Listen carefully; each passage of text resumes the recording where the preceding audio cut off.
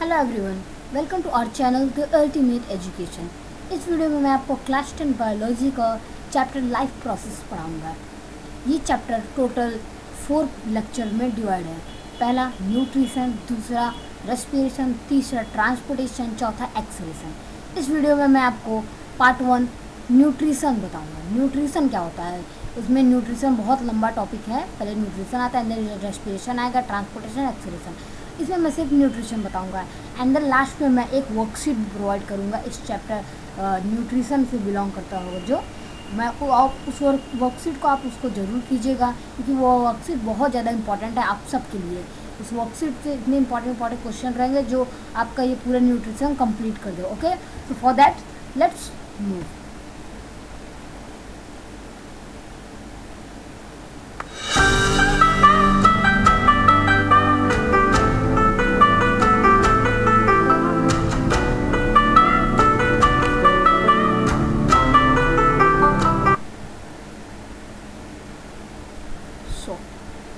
Life process, ये हमारा chapter यहाँ से शुरू होता है। पहले मैं आपको इसमें लाइफ प्रोसेस के बारे में बताऊँगा कि हमारा लाइफ प्रोसेस होता क्या है, एंड देन मैं आपको बताऊँगा कि न्यूट्रिशन के बारे में। पहले हम लाइफ के बारे में जान लेते हैं कि हमारा लाइफ क्या होता है। Define life, what criteria. मैं जो भी क्वेश्चन दे रहा हूँ उसका आंसर भी लिखो एकदम अच्छे से। अगर आपको इन सब क्वेश्चन को लिखना तो आप नोट डाउन भी कर सकते हैं, स्क्रीनशॉट लेना तो आप वो भी ले सकते हैं, क्योंकि ये सब जो क्वेश्चंस हैं बहुत इंपॉर्टेंट है, पूरे टॉपिक से बने हुए हैं। Define life, what criteria do we use to decide where something is life. Life, पहले हमें लाइफ को बताने की लाइफ होता क्या है, और हमें बताने की व्हाट क्राइटेरिया, कौन से हम क्राइटेरिया यूज़ कर सकते हैं कि ये बताने के लिए कि कोई चीज़ जीवित है। किसी को बताना हो कि ये लिविंग बींग्स है, लिविंग थिंग्स है या नॉन लिविंग थिंग्स है, तो हम कौन से क्राइटेरिया का यूज़ करते हैं। पहले हम देखते हैं लाइफ क्या होता है। Life is a cell based, बहुत इंपॉर्टेंट डेफिनेशन है, बहुत जगह इसका यूज़ होता है। Life is a cell based, self regulated, complex system of molecules where chemical reactions are going on all the time that leads to its maintenance, growth, responsiveness and reproduction। ये बता रहा है लाइफ का ये definition है। Life जो होता है हमारा, वो पूरी तरीके से सेल पे बेस्ड होता है। हमारा सेल होता है बॉडी का, उसी पे बेस्ड है। वो अगर हमारा अच्छे से वर्क करेगा तो हमारी लाइफ भी अच्छे से रहेगी, उसमें अच्छे से एनर्जी प्रोड्यूस होगा। सेल्फ रेगुलेटेड, वो हमारा जो बॉडी है वो अब खुद पे रेगुलेट होता है, किसी दूसरे की एनर्जी से वो काम नहीं करता है, वो खुद का अपना एनर्जी बनाता है, खुद पे रेगुलेट रहता है। कॉम्प्लेक्स सिस्टम ऑफ मॉलिक्यूल, जो हमारा बॉडी कॉम्प्लेक्स सिस्टम, बहुत सारे वेरियस टाइप्स ऑफ सेल है, वेराइटीज़ हैं सेल की, जहाँ पे केमिकल रिएक्शन हमेशा होता रहता है, ऑल टाइम केमिकल रिएक्शन होता रहता है। दैट लीड्स टू, इसके कारण हमारा मेंटेनेंस, ग्रोथ, रिस्पॉन्सिवनेस, रिप्रोडक्शन, ये सब हमारा बढ़ता है। ओके, लाइफ का simple definition, life is a cell based, self regulated, complex system of molecules where chemical reactions are going on all the time. Okay, and which type of criteria do we use to decide something is alive? Are movement, growth, responsiveness and reproduction। ये 4 चीज़ अगर हम देख लें, कोई इंसान अगर movement अगर उसमें शो कर रहा है तभी हम कहते हैं कि जो हाँ ये लिविंग है। ग्रोथ हो रहा है उसमें तो भी हम कहते हैं लिविंग है। रिस्पॉन्स कर रहा है किसी बात का तभी हम कहते हैं। रिप्रोडक्शन कर रहा है तो भी हम कह सकते हैं कि वो लिविंग है। अब आता है नेक्स्ट क्वेश्चन हमारा, ये तो हो गया लिविंग। अब आता है movement. What do you mean है मूवमेंट, क्या होता है? बहुत छोटा सा डिफिनेशन है, आपको मात्र 1 मार्क्स में आएगा, उसी के यही आपको मात्र 6 लाइन लिखना है। चेंज इन पोजीशन और called movement. What? Change in position of a body आप बढ़ा सकते हैं, हमारे बॉडी के पार्ट्स या बॉडी का जब चेंज होता है पोजीशन में, यहाँ one place to another place, जब कोई चलता है या उसके पार्ट्स की पोजीशन चेंज होती है तो उसका मूवमेंट कहते हैं। There are 2 types of movement, what? Visible movement and invisible, जिसको हम मॉलिक्यूलर मूवमेंट भी कहते हैं। विजिबल मूवमेंट हमारा कौन सा आता है? इट इज डिटेक्टेड बाय, मैं अभी इसका डिफिनेशन दूंगा। Visible movement is detected by human eyes. याद रखिए कि the movement which is detected by human eyes is called visible movement. Like we know that flying of birds is can be detected by human eye, and we can say that shouting of a man, it can also be that curd chewing by the cow। ये सब हमारा किस में आता है? Visible movement. Molecular invisible movement क्या होगा? The movement which is not detected by human eyes, like increase of nutrition into cell. जब हमारा बॉडी से जब क्या कहते हैं उसको, विलाई से जब जितने हमारे न्यूट्रिएंट्स एकदम ब्लड से जाकर हमारे जब सेल में वो जाता है न्यूट्रिएंट्स, तो क्या हम उसको देख सकते नहीं, क्योंकि इतने मॉलिक्यूलर अमाउंट में होता है, इतने छोटे अमाउंट में होता है कि we can't see it. Okay, so that's why we can say it as what do you mean by molecular movement. अब ये आता है नेक्स्ट पॉइंट कि मॉलिक्यूलर मूवमेंट होता क्या है। So for that let's come to the next slide. या what do you mean by molecular movement. ये क्वेश्चन हमारा उठता है कि मॉलिक्यूलर मूवमेंट का मतलब क्या होता है। मॉलिक्यूलर मूवमेंट, इनविजिबल मॉलिक्यूलर या इनविजिबल का ये molecular movement are those changes position which can not be observed by human senses because they occur किसमें होते हैं, मॉलिक्यूलर लेवल। जो हमारा मॉलिक्यूलर लेवल पे होता है तो हम उसे मॉलिक्यूलर मूवमेंट करते हैं। These are that type of movement which can change in position of body which can not be observed by human senses. Human की आंखों से उसको नहीं देखा जा सकता है। For example increase of nutrient into cell, मैं आपको बता चुका है, release of waste from them. और जब हमारा सेल से वेस्ट निकलता है तो उसको भी हम नहीं देख सकते अपने ह्यूमन आई से। Give some examples of plant which show visible movement. हमें कुछ प्लांट का नाम बताना। कुछ प्लांट आप सोच रहे होंगे कि कोई प्लांट्स विजिबल मूवमेंट नहीं शो करता है, सब इनविजिबल, लेकिन है कुछ प्लांट्स है like that sunflower, mimosa pudica, touch me not plant. ये सब प्लांट्स जो है ये सब रैपिडली मूवमेंट शो करते विजिबल मूवमेंट, जिसको which can be detected by human eyes like that folding of leaves on being touched. Mimosa pudica जो हमारा प्लांट होता है, अगर आप इसकी लीव्स को टच करेंगे तो तुरंत वो जो है फोल्ड हो जाता है उसका leave. Sunflower head move from east to west along with sun. जब जैसे हमारा सन चलता है, sun east to west rotate करता है, तो उसी के तरीके से उसी तरह हमारा ये जो है सनफ्लावर का हेड भी मूव करता है। आई होप आपको इतना समझ में आ गया। अब तक तो हमने लाइफ के बारे में पढ़ लिया, लाइफ क्या होता है, मूवमेंट क्या होता है, कितने टाइप्स के होते हैं, visible, non visible, invisible, molecular movement. अब आता है लाइफ प्रोसेस क्या होता है और what is the common life process of all living being. का क्या कॉमन लाइफ प्रोसेस हो सकता है, यही चार होता है और यही इन्हीं चारों को हमें पूरे इस चैप्टर में पढ़ना है लाइफ प्रोसेस में। तो क्या होता है, life process are those basic function of living beings which are essential for their survival और मेंटेनेंस। बस यही सिंपल सा लाइफ प्रोसेस जो होता है ये हमारा किसी लिविंग बींग का, वो हमारा जो होता है लिविंग बींग का बेसिक फंक्शन होता है। बेसिक फंक्शन होता है कोई वो हमारा लिविंग बींग का एक बेसिक फंक्शन होगा जो किसी सर्वाइवल, मतलब कि जिसका हम क्यों यूज़ करते हैं लाइफ प्रोसेस का, वो उसका यूज़ मेन इसकी ज़रूरत होती है हमारे सर्वाइवल के लिए। जब हम wait for a while please, just a minute. या which are essential for their survival और मेंटेनेंस, जो हमारे जिंदा रहने के लिए, हमारे बॉडी को मेंटेन करने के लिए ज़रूरी होता है। लाइफ प्रोसेस ये हमारा बेसिक फंक्शन होता है बॉडी का, like nutrition, respiration, transportation, acceleration, ये सब ज़रूरी होता है हमारे जिंदा रहने के लिए। This are also called maintenance process. को हम मेंटेनेंस प्रोसेस भी कहते हैं। क्या कहते हैं, मेंटेनेंस प्रोसेस, मतलब कि ये हमारे बॉडी को मेंटेन करता है, तो इसलिए हम इसको मेंटेनेंस प्रोसेस कहते हैं। कौन कौन सा कॉमन लाइफ प्रोसेस होता है सभी लिविंग सेल्स का। पहला न्यूट्रिशन, रेस्पिरेशन, ट्रांसपोर्टेशन, एक्सलेशन, ये हमारा होता है 4 मेन होते हैं। ओके, आई होप आपको ये समझ में आ गया होगा। So for that let's come to the next slide.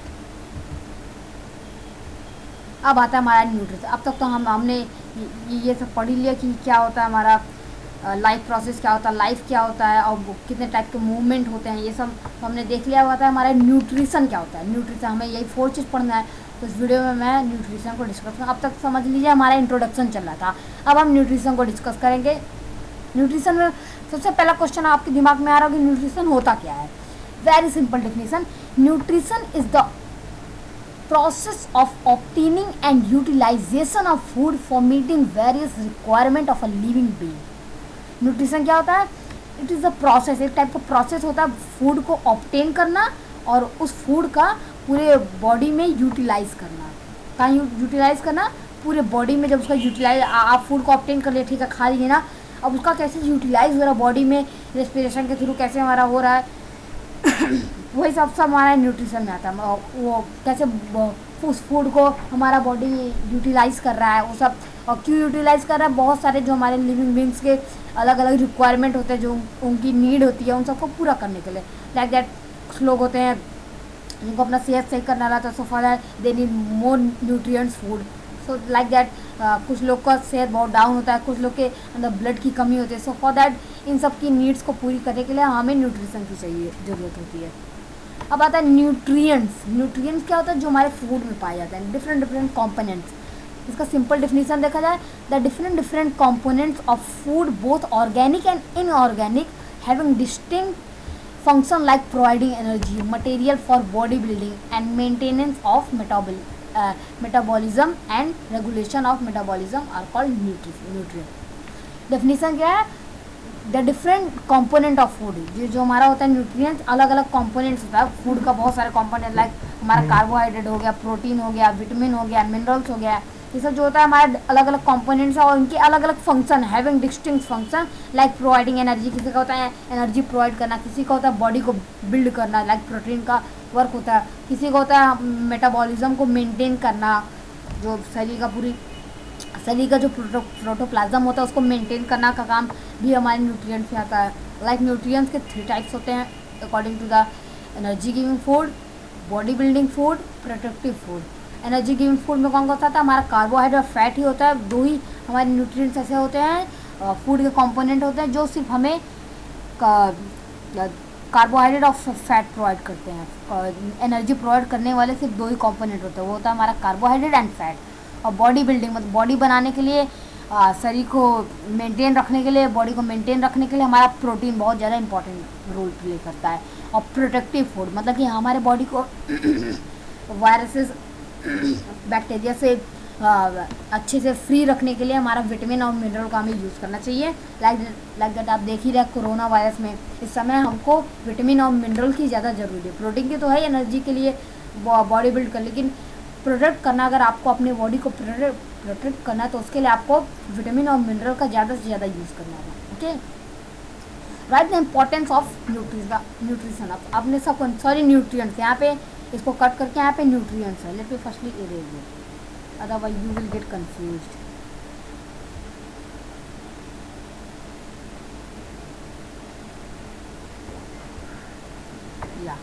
यहाँ पे आप देख रहे हैं ये हमारा न्यूट्रिएंट, यहाँ पे होगा हमारा न्यूट्रिएंट्स। ओके, ये जो है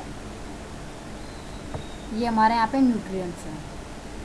आई होप आपको समझ में आ गया, वहाँ पे न्यूट्रिशन नहीं है, वहाँ पे न्यूट्रिएंट्स हैं। सो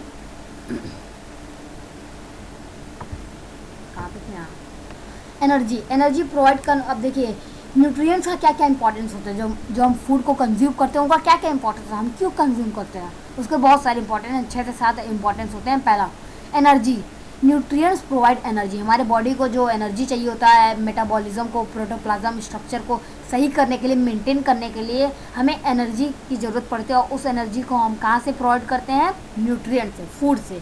न्यूट्रिएंट्स या फूड दोनों सेम चीज़ होता है, हम फूड से उस एनर्जी को ऑब्टेन करते हैं। बॉडी स्ट्रक्चर, न्यूट्रिएंट्स का काम ये भी होता है, nutrient provide body structure. Nutrient जो होता है हमारे बॉडी को एक मेंटेन रखता है, बॉडी के प्रोटोप्लाज्म को एकदम मेंटेन रखता है, जिसके कारण हमारा बॉडी का जो स्ट्रक्चर होता है वो एकदम मेंटेन रहता है। कुछ लोग का होता है, देखिए हाइट बहुत कम होती है, कुछ लोग की बहुत ज़्यादा हाइट होती है, ये सब बॉडी स्ट्रक्चर के मेंटेनेंस पे डिपेंड करता है। ओके, आई होप आपको ये समझ में आ रहा होगा। Let's come to the next slide. अब आता है हमारा ग्रोथ। ग्रोथ क्या होता है,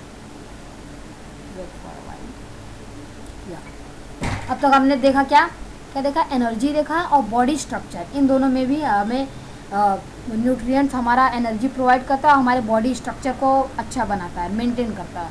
अब आता है growth. Nutrient take part in growth. Nutrient, अगर आपको अच्छी फूड मिलेगी, अच्छी न्यूट्रिएंट्स मिलेगी तो आपकी जो ग्रोथ होगी वो ज़्यादा अच्छे से डेवलप करेगी। So nutrient take part in growth also. Regulator, nutrient form hormones and enzyme to regulate metabolism and body function.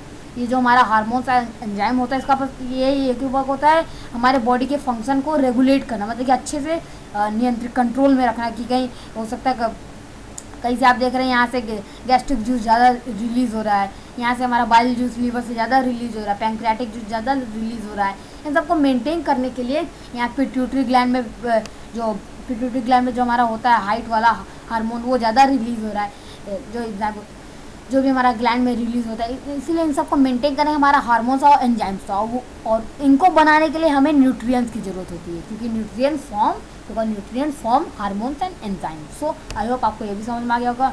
Repair, nutrients repair damage structure. तो हमारे बॉडी का डैमेज स्ट्रक्चर होता है, कहीं हमें चोट लग जाती तो वहाँ पे WBC आ जाता है, और WBC किसका बना होता है? न्यूट्रिएंट्स का। न्यूट्रिएंट के हेल्प से, फूड के हेल्प से हमारा WBC डेवलप होता है। रेजिस्टेंस मतलब कि बॉडी डिफेंस के लिए, जब बॉडी डिफेंस के लिए इस समय वायरसेस चल ही रहे हैं, वायरस से डिफेंस करने के लिए क्या होता है? Defence system is form from nutrients से हमारा डिफेंस सिस्टम फॉर्म होता है। लाइक WBC हो गया, हमारे बॉडी में प्लेटलेट्स, ये सब हमारे बॉडी डिफेंस सिस्टम है। इन सब इम्यून सिस्टम हो गया, ये सब हमारा बॉडी डिफेंस सिस्टम है जो हमें बाहर के वायरसेस और बैक्टीरिया से बचाते हैं। अब आता है हमारा रिप्रोडक्शन में क्या यूज़ है? Nutrient provide material to form reproductive structure. हमारा रिप्रोडक्टिव स्ट्रक्चर होता है स्पर्म, इन सबको प्रोड्यूस करने के लिए हमारे न्यूट्रिएंट्स की ज़रूरत पड़ती है। आई होप आपको समझ में आ रहा होगा। सो अब आपको आई होप आपको पूरा न्यूट्रिशन अच्छे से आ गया। न्यूट्रिशन होता क्या है, न्यूट्रिएंट्स क्या होता है, वो भी मैंने आपको दिखाया, मैं आपको शो कर चुका हूँ, एकदम अच्छे से एक्सप्लेन कर चुका हूँ। और न्यूट्रिएंट्स का क्या इंपॉर्टेंस होता है वो भी हो चुका है, उसके टाइप्स क्या होते हैं। अब आता है हमारे न्यूट्रिशन के क्या टाइप होते हैं। इन्हीं दोनों टाइप पे आज का हमारा पूरा वीडियो बेस है। क्या है? There are 2 types of nutrition, autotrophic nutrition, heterotrophic nutrition. आप इसको क्लास 7 में पढ़ चुके होंगे। ऑटोट्रॉपिक न्यूट्रिशन क्या होता है? The food which I hope आपको समझ में आ रहा होगा। It's a mode of nutrition in which organism make their own food by themself. इसमें ये होता है जब ऑर्गेनिज्म अपने फूड को खुद से बनाते हैं तो उसे हम न्यूट्रिशन करते, ऑटोट्रॉपिक न्यूट्रिशन करते हैं। And what is heterotrophic nutrition? It's a mode of nutrition which by which organism cannot prepare their own food, rather they depend on the plants and some animals like cock, और बहुत सारे animals होते हैं जिनको heterotrophic nutrition, like humans use to eat it, like बकरी हो गया, मुर्गा हो गया, बहुत सारे एनिमल्स होते हैं जिससे उनको एनर्जी मिलती है, वो सब खाते हैं। अब ऑटोट्रॉपिक न्यूट्रिशन के भी 2 टाइप होते हैं, केमोसिंथेसिस, फोटोसिंथेसिस। केमोसिंथेसिस मतलब कि केमिकली जो हमारा फूड बनता है तो उसे हम केमोसिंथेसिस कहते हैं। फोटोसिंथेसिस सनलाइट के थ्रू जब हमारा फूड बनता है तो उसे हम फोटोसिंथेसिस, सब मैं आगे डिस्कस करूँगा, डोंट वरी। ये तो हमारा फ्लो चार्ट है। हेटेरोट्रॉपिक के भी 3 टाइप होते हैं, पैरासाइटिक, सेप्रोफाइटिक, होलोजोइक। पैरासाइटिक मतलब क्या, आपको पता ही होगा, they use to take the nutrient from the host without killing them. Saprophytic, they used to get nutrients from the dead and decaying matter. Holozoic, we human beings used to break the complex food into simple substance for digestion. Okay, ये हमारा holozoic होता है। we human beings are holozoic. Define autotrophic nutrition क्या होता है? अभी मैंने आपको बताया, autotrophic nutrition is a mode of nutrition in which organisms are able to build up their own organic food from inorganic raw material with the help of energy. ये बात याद रखिए। अब जब भी बोर्ड के एग्जाम में अगर लिखना चाहेंगे तो हमेशा कीवर्ड्स का यूज़ किया कीजिए, टफ हार्ड वर्ड का यूज़ किया कीजिए। कोई सिंपल मत, क्योंकि आप क्लास 10 तक पहुँच चुके हैं इसलिए हार्ड वर्ड का यूज़ करना चाहिए। और टॉपिक क्या होता है? इट्स अ मोड, ये हमारा मोड होता है न्यूट्रिशन का, जिसके थ्रू जिसमें हमारा होता है ऑर्गेनिज्म जो होते हैं, ऑटोट्रॉपिक के जो ऑर्गेनिज्म होते हैं वो अपनी फूड को, ऑर्गेनिक फूड को बनाते हैं, खुद से बनाते हैं। किससे बनाते हैं? इनऑर्गेनिक रॉ मटेरियल से with the help of energy. आप सोच रहे हैं इनऑर्गेनिक, ऑर्गेनिक क्या होता है? इनऑर्गेनिक हमारा, जैसे देखिए फोटोसिंथेसिस में क्या होता है? इनऑर्गेनिक हमारा सनलाइट हो गया, कार्बन डाइऑक्साइड हो गया, सब हमारा इनऑर्गेनिक है। इससे तो हम अपना, इसको खाने से तो हमारा पेट भरने वाला नहीं, और इन सब चीज़ों को, ऑक्सीजन को खाने से तो पेट भरेगा नहीं। सो ऑर्गेनिक, इन सब और इनऑर्गेनिक रॉ मटेरियल का यूज़ करके हमारे प्लांट्स जो होते हैं ऑटोट्रॉपिक न्यूट्रिशन हमारे ऑर्गेनिक फूड को बिल्ड करते हैं। ओके, आई होप आपको डेफिनेशन आ गया होगा। अब आता है हमारा डिफाइंड फोटोसिंथेसिस। डेफिनेशन में बस यही था, कुछ खास नहीं था डेफिनेशन में। अब आता है हमारा फोटोसिंथेसिस क्या होता है, डेफिनेशन। और ये जो हमारा ऑटोट्रॉपिक होता है ये किसके थ्रू होता है? फोटोसिंथेसिस प्रोसेस के थ्रू हमारा ये ऑटोट्रॉपिक न्यूट्रिशन पॉसिबल है। अब फोटोसिंथेसिस क्या होता है ये देखिए, इसमें आपको एकदम कीवर्ड्स का यूज़ करना है, एकदम अच्छे वर्ड्स का। जैसे Photosynthesis is a biochemical process of manufacture of organic food from carbon dioxide. ये सब हमारा क्या है, ऑर्गेनिक फूड है ना, और ये जो हमारा कार्बन डाइऑक्साइड एंड वाटर है ये क्या है, हमारा इनऑर्गेनिक है raw material from carbon dioxide and water with the help of solar energy inside chlorophyll containing cell. Oxygen is liberated. Simple carbohydrate और sugar is the main product from which the other organic substance are form. बताया कि जो हमारा photosynthesis होता है ये हमारा biochemical, क्योंकि ये केमिकली हो रहा है, बायोकेमिकल प्रोसेस. क्यों हम बायोकेमिकल बोले, यहाँ पे आप देख रहे हैं ना इक्वेशन है, केमिस्ट्री में तो ऐसा इक्वेशन होता ही होगा, सो इसे कहा जाता है बायोकेमिकल. बायो मतलब कि बायोलॉजी में है, केमिकल मतलब केमिकल्स का यूज़ करके. लाइक यहाँ पे कार्बन डाइऑक्साइड वाटर एक टाइप का केमिकल है. देखिए यहाँ पे कार्बन डाइऑक्साइड वाटर का यूज़ करके हम ग्लूकोज बना रहे हैं, वाटर बना रहे हैं, ऑक्सीजन को लिबरेट कर रहे हैं. तो क्या हो रहा है, ये हमारा बायोकेमिकल प्रोसेस है. और इसमें क्या होता है, ऑर्गेनिक फूड को बनाया जाता है कार्बन डाइऑक्साइड वाटर से और सोलर एनर्जी की हेल्प से. सोलर एनर्जी को कौन कैप्चर करता है, क्लोरोफिल.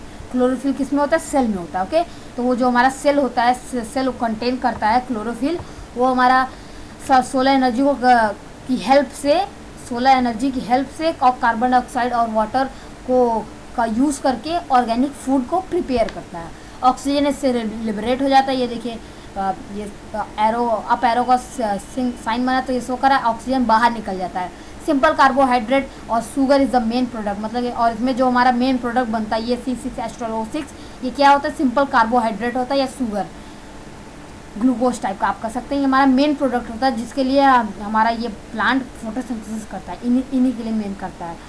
बाकी ये जो हमारा O2 है प्लांट के लिए तो वेस्ट है, वेस्ट टाइप का है, लेकिन हमारे लिए ये हमारा बहुत यूज़फुल है. कार्बन डाइऑक्साइड हमारे लिए वेस्ट है, we are the human beings, carbon dioxide is the waste, but for the plant it's very very useful. Okay, आपको समझ में आ गया होगा कि जो है मेन प्रोडक्ट होता है हमारा कार्बोहाइड्रेट, और जिसमें से from with the other organic substance of form, जैसे हमारा फल और फॉर्म होता है, फल बनता है. अब क्या होता है, मतलब कि कैसे कैसे फोटोसिंथेसिस होता है, क्या क्या इसमें मेन की बात कर रहा है, मेजर इवेंट कौन कौन से होते हैं और क्या क्या घटनाएं होती हैं. 3 होता है, 3. पहला होता है absorption of solar energy by chlorophyll. सबसे पहले क्या करता है हमारा प्लांट, जो प्लांट की जो लीव्स होती हैं और लीव्स में जो हमारे सेल्स होते हैं वो क्या करते हैं, पहले सेल्स में भी हमारा क्या होता है, क्लोरोफिल होता है. क्लोरोफिल क्या करता है, सोलर एनर्जी को एब्जॉर्ब कर लेता है. पहले absorption of solar energy by chlorophyll के द्वारा सोलर एनर्जी को एब्जॉर्ब कर लिया जाता है. एंड देन सेकेंड है conversion of solar energy into chemical energy as well as utilization in splitting water into hydrogen and oxygen. और वो जो सोलर एनर्जी को क्लोरोफिल के थ्रू जो हमारा प्लांट ऑब्टेन किए, तो अब उसका क्या यूज़ होगा, वाटर को टू एलिमेंट्स में डिवाइड स्प्लिट कर देना, हाइड्रोजन और ऑक्सीजन. यही इसका वर्क होता है इस सोलर एनर्जी का. क्या हो गया, जो पहले हमारे जो सोलर एनर्जी क्लोरोफिल के थ्रू वो क्या ट्रैप किया गया होगा, उसको पहले हमारा केमिकल एनर्जी में कन्वर्ट कर दिया जाता है. एंड देन वही केमिकल एनर्जी का यूज़ किया जाता है वाटर को 2 एलिमेंट्स में ब्रेक करने के लिए, स्प्लिट करने के लिए, हाइड्रोजन और ऑक्सीजन. और यही ऑक्सीजन हमारा लिबरेट हो जाता है और हाइड्रोजन का यूज़ हो जाता है ये बनने के लिए हमारा क्या कहते हैं उसको, सिंपल कार्बोहाइड्रेट. थर्ड प्रोसेस होता है reduction of carbon dioxide to form carbohydrate and other parts of organic. जो हमारा कार्बन डाइऑक्साइड होता है इसमें रिडक्शन होता है और जिसके कारण जो कार्बन डाइऑक्साइड हमारा कार्बोहाइड्रेट बना देता है और भी कुछ ऑर्गेनिक फूड का जो अदर दूसरे कंपाउंड होता है उसको फॉर्म करता है. यही 3 इवेंट्स आपको अच्छे से याद रखने होंगे. आई होप आपको ये समझ में आ गया होगा. अब आता है what is the basic product और रॉ मटेरियल फॉर फोटोसिंथेसिस को करने के लिए कौन कौन सा हमारा रॉ मटेरियल होता है. आप फोटोसिंथेसिस अगर प्लांट कर रहा है तो उसके लिए क्या क्या रॉ मटेरियल चाहिए होगा कि हो जाए. पहला क्लोरोफिल, दूसरा कार्बन डाइऑक्साइड, तीसरा वाटर, चौथा सनलाइट. यही 4 चीज़ को बहुत ज़्यादा इंपॉर्टेंट होता है. एग्जाम में बहुत क्वेश्चन आता है ऐसे 2-2 मार्क्स में पूछ, कभी कभी 4 मार्क्स में पूछ लेता है कंफ्यूज करने के लिए बच्चों को. लेकिन यही है, आप कुछ 2-4 लाइन लिख दीजिएगा. अगर 5 में पूछ लेता है एक्सप्लेन द बेसिक प्रोडक्ट और रॉ मटेरियल फॉर लिख सकते हैं आप. क्लोरोफिल आपको पता है कि क्या होता है, ये हमारा this is content by the cell और इसमें क्या क्या होता है, कैसे कैसे प्रोसेस होता है, ये सब आप लिख सकते हैं. वैसे इतना डीपली पूछा नहीं जाएगा, उसमें आपको हिंट क्लू दे रहा हूँ. वाटर का भी बहुत यूज़ होता है, सनलाइट का भी यूज़ होता है, इसमें कार्बन डाइऑक्साइड का भी यूज़ होता है रिडक्शन करने के लिए, फिर उसका कार्बोहाइड्रेट फॉर्म होता है. So let's come to the next slide.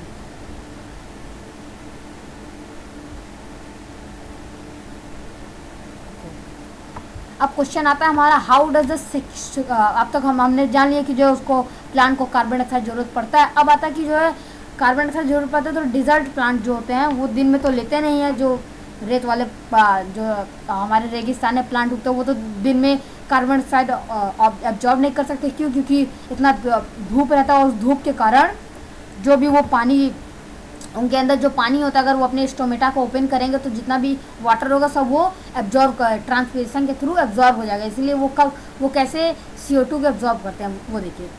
Succulent desert plant absorb and store carbon dioxide in organic acid during night. ये रात के टाइम कार्बन डाइऑक्साइड को एब्जॉर्ब करते हैं।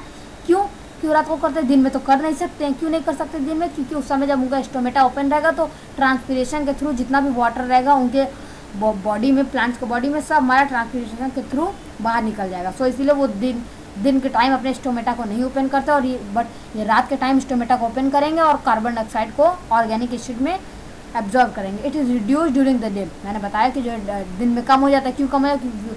With the solar energy is available, क्योंकि solar energy available होता है, but the stomata is close. Stomata लेकिन उस समय क्लोज रहता है, इसलिए क्लोज रहता है क्योंकि उस समय ट्रांसपिरेशन हो जाता है। What do you mean by stroma and thylakoid? Mean the place of the chloroplast where light and dark reaction take place.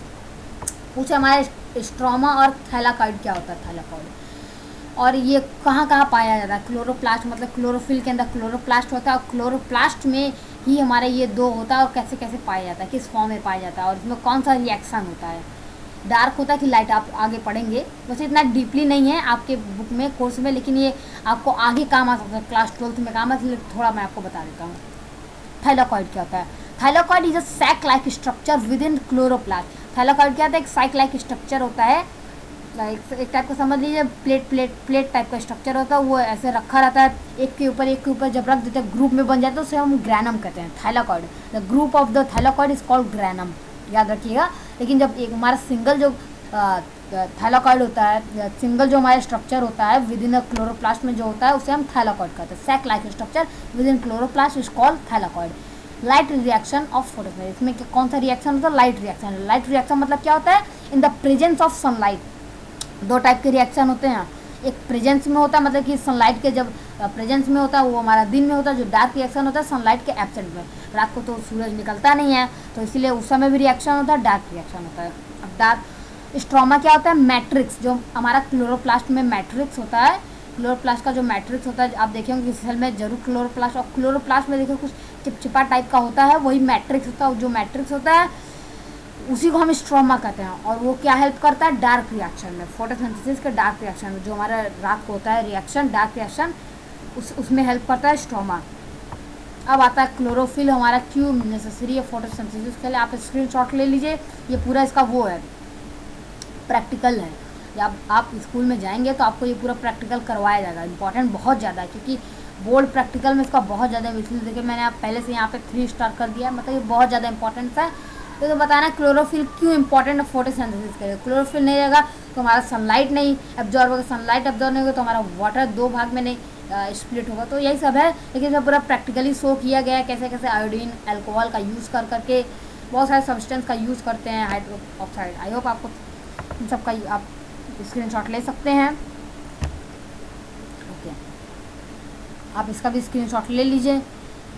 वही चीज़ें यहाँ पे भी वही बताया गया जो हमने पढ़ा, ये भी हमारा वही है प्रैक्टिकल, वही चीज़ें प्रैक्टिकल शुरू में बताया गया। यहाँ तक हमारा प्रोसीजर है, एंड देन ऑब्जर्वेशन है, एंड देन कंक्लूजन। ऑब्जर्वेशन में क्या निकलता है ये बताया। ऑब्जर्वेशन में कि जो है जो हमारा पार्ट है पहले जो हमारा ग्रीन था, अब वो हमारा टर्न हो जाता है ब्लू ब्लैक में आयोडीन के साथ। देखिए जब हम उसको उसमें नहीं रखेंगे क्लोरोफिल, जब उसको क्लोरोफिल का क्या इंपॉर्टेंस होता है, उसको सनलाइट को एब्जॉर्ब करने के लिए। जब हम सनलाइट उसके पास रहेगा नहीं तो क्लोरोफिल फालतू हो जाएगा। जब क्लोरोफिल नहीं रहेगा तो हमारा उसमें स्टार्च भी नहीं रहेगा। स्टार्च नहीं रहेगा तो हमारा जो प्लांट का लीफ होता है तो वो हमारा ब्लू ब्लैक में चेंज। क्योंकि देखिए ग्रीन तभी रहता है जब उसमें कुछ स्टार्च रहता है, ग्लूकोज रहता है। जब वो ग्लूकोज ही नहीं रहेगा तो हमारा वो ब्लू ब्लैक में चेंज हो जाता है। वो हम कैसे जानते हैं? आयोडीन के थ्रू।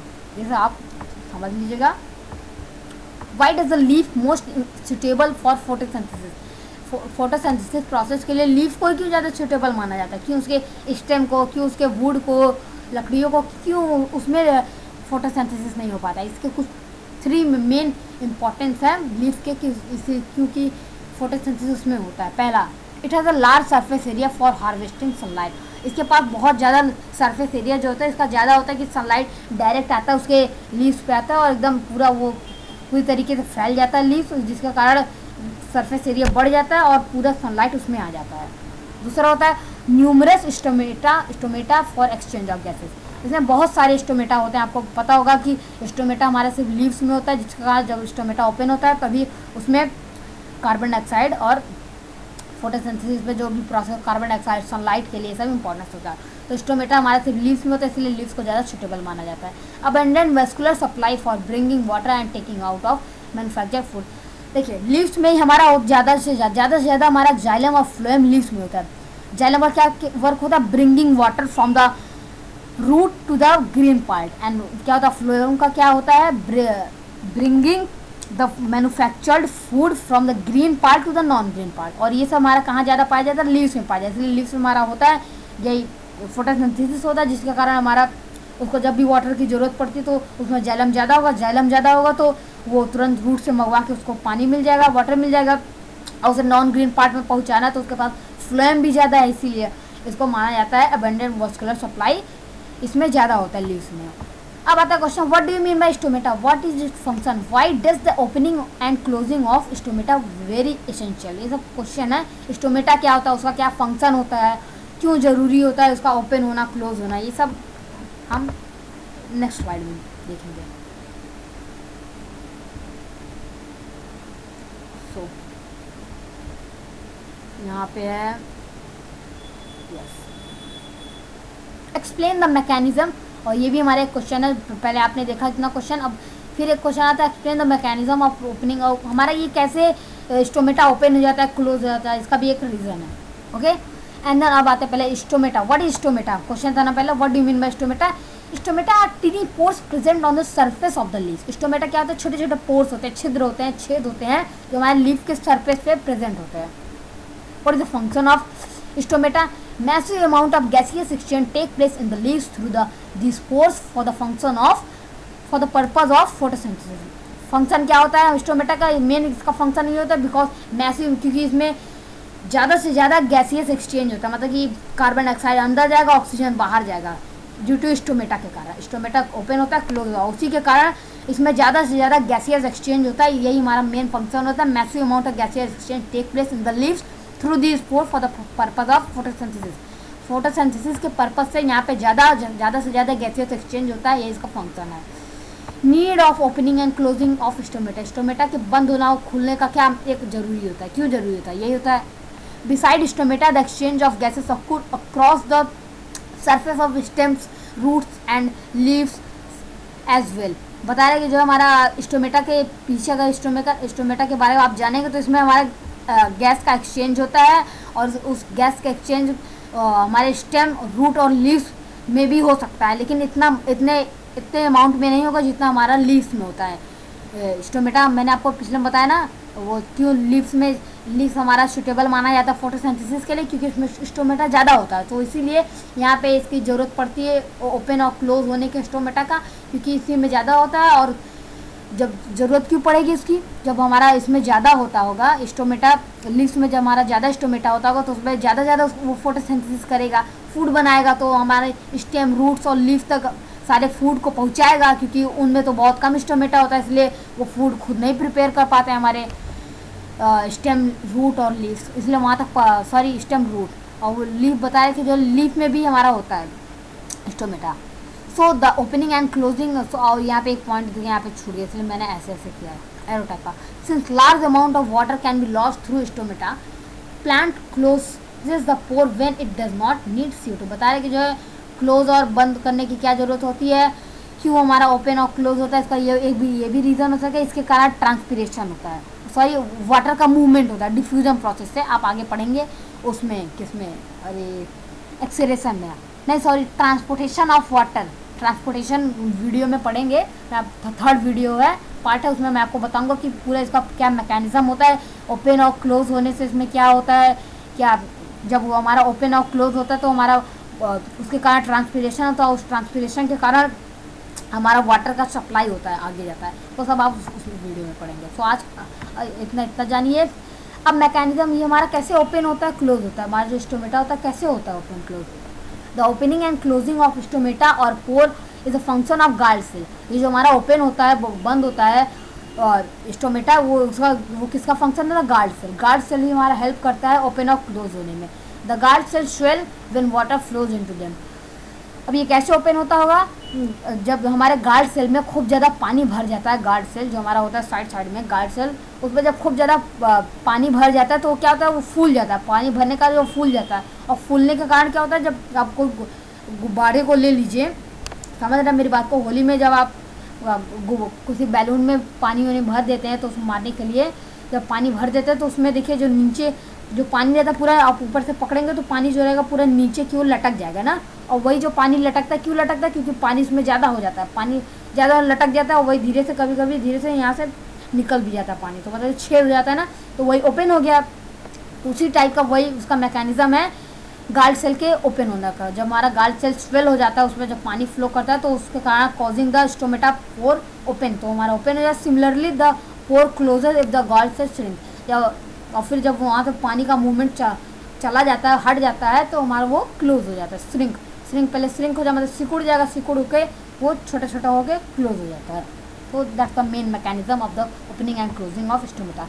यहाँ पे भी क्वेश्चन आता है, कार्बन डाइऑक्साइड को शो करना है। कार्बन डाइऑक्साइड फोटोसिंथेसिस के लिए ज़रूरी है, ये भी आप कर लीजिएगा। मैं आपको फोटो दिखा देता हूँ, आप स्क्रीनशॉट ले लीजिएगा। जब प्रैक्टिकल है इसलिए मैं नहीं शो कर रहा हूँ, आप प्रैक्टिकल करेंगे तो आपको ये अच्छे से समझ में आ जाएगा। आप यूट्यूब पे वीडियो भी डाल सकते हैं, चेक कर सकते हैं इसका। Write an activity to show the carbon dioxide in necessary for photosynthesis, या इस नाम से डाल दिया है फोटोसिंथेसिस, और ब्रैकेट में लिख दीजिएगा आप द अल्टीमेट एजुकेशन। उसमें मेरा वीडियो आ जाएगा जिसमें मैंने आपको पूरा प्रैक्टिकल के थ्रू बताया है कि जो ये हमारा कार्बन डाइऑक्साइड फोटोसिंथेसिस के लिए कैसे ज़रूरी है, कैसे इम्पॉर्टेंट है कार्बन डाइऑक्साइड फोटोसिंथेसिस के लिए, क्या क्या ज़रूरत पड़ती है इसके लिए। ये सब मैंने आपको उस वीडियो में एकदम अच्छे से डिटेल में एक्सप्लेन किया। ओके, तो इन सब के लिए आपको मेरे चैनल को विजिट करना पड़ेगा। So let's come to the next slide.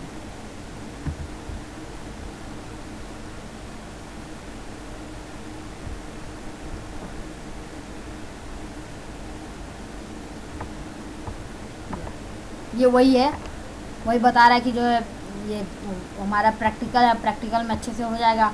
Conclusion observation में ये आता है, the leaf which was inserted in a conical flask stain brown, and ये तो आपको तभी समझ में आएगा जब आप पूरा प्रोसीजर ध्यान से देखेंगे। कंक्लूजन यही निकला कि कार्बन डाइऑक्साइड बहुत इंपॉर्टेंट होता है फोटोसिंथेसिस के लिए। क्यों इंपॉर्टेंट होता है, क्योंकि कार्बन डाइऑक्साइड जब हमारा रिड्यूस होता है तभी हमारा कार्बोहाइड्रेट बनता है। ये आप देख लीजिए, ड्रॉ वेल लेबल डायग्राम, आप इसको ज़रूर प्रैक्टिस कीजिएगा opening and closing of stomata के पूरे अच्छे से डायग्राम को बनाने, क्योंकि ये हमारे बोर्ड में बहुत इंपॉर्टेंट होता है। ऐसे क्वेश्चन आता है और सीधे 3 मार्क्स में दे देगा और आपको लेबल करना पड़ेगा, बढ़िया सा ड्राइंग बनाना पड़ेगा। आप देख रहे हैं, यही होता है हमारा स्टोमेटल पोर। ये हमारा गार्ड सेल है, ये हमारा गार्ड सेल है, और ये हमारे लीफ सेल। जब हमारे गार्ड सेल में ज़्यादा, और ये जो देखिए छोटे छोटे हैं ना होल्स हैं, होल्स नहीं था हमारे क्लोरोप्लास्ट। ओके, सो यहाँ पे जो होता है क्या, ये जो हमारा गार्ड सेल है, इसमें जब हमारा वाटर फ्लो होता है तो ये हमारा जो स्वेल हो जाता है, स्वेल होने के कारण क्या होता है, वो फूलने का कारण वो उसमें से पोर जो है पोर बन जाता है, एक छिद्र टाइप का बन जाता है, छेद टाइप का होल, और इसी का कारण हमारा स्टोमेटा ओपन हो जाता है। एंड इसमें देखिए, ये जब इसमें से वाटर का फ्लो ख़त्म हो जाता है एंड देन, तो ये हमारा श्रिंक होके सिकुड़ के वो हमारा बंद हो जाता है उसका पोर। आई होप आपको समझ में आ गया होगा। इसका होल होता है तो वो बंद हो जाता है। गार्ड सेल ये हो गया, ये दोनों क्लोरोप्लास्ट है, स्टोमेटल पोर ये होता है। Okay, so let's come to the next slide.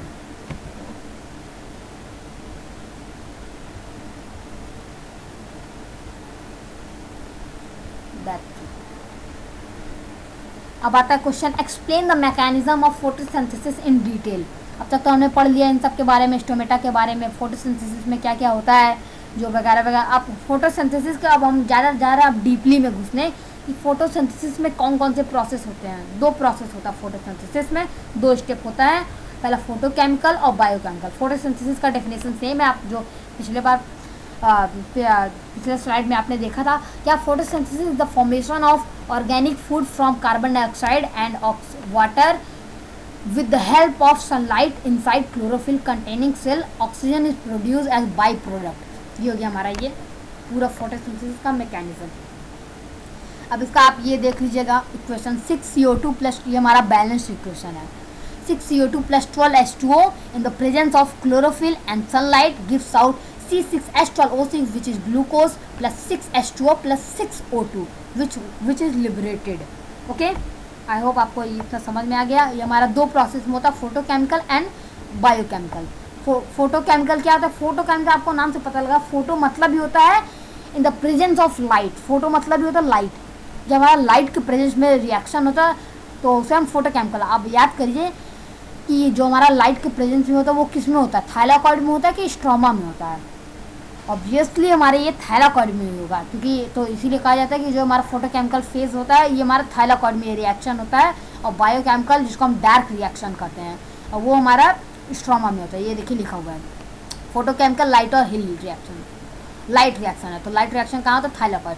This reaction occurs in thylakoid. The reaction of this phase are driven by the light energy. जो भी हमारा ये रिएक्शन होता है इसमें लाइट एनर्जी का ज़्यादा मेन रोल है। ज़्यादा टू टाइप्स, इसके भी दो टाइप होते हैं। पहला होता है photolysis of water and formation of assimilatory power. पहला जो हमारा वाटर होता है उसका फोटोलाइसिस मतलब उसका स्प्लिटिंग होना, वाटर का दो भाग में बढ़ जाना, हाइड्रोजन और ऑक्सीजन में। देखिए क्या हो रहा है, फोटोलाइसिस ऑफ वाटर। जो वाटर है, light energy split of water into two component. जो हमारा लाइट एनर्जी होता है, मैंने आपको बताया था ना, लाइट एनर्जी पहले केमिकल एनर्जी में चेंज हो जाता है, वही केमिकल एनर्जी वाटर को स्प्लिट करने में हेल्प करता है, जो मेजर इवेंट था फोटोसिंथेसिस का। एंड देन इसमें क्या किसके हेल्प से हमारा ये होता है? Mn मतलब मैग्नीशियम, क्लोरीन, कैल्शियम, ये इसके लिए ज़रूरत पड़ता है with the presence of light. In the presence of light में अगर H2O है और in the presence of light and magnesium, chlorine, calcium gives out O2 plus 4H plus 4 electron. देखिए हमारा ऑक्सीजन और हाइड्रोजन अलग हो गया।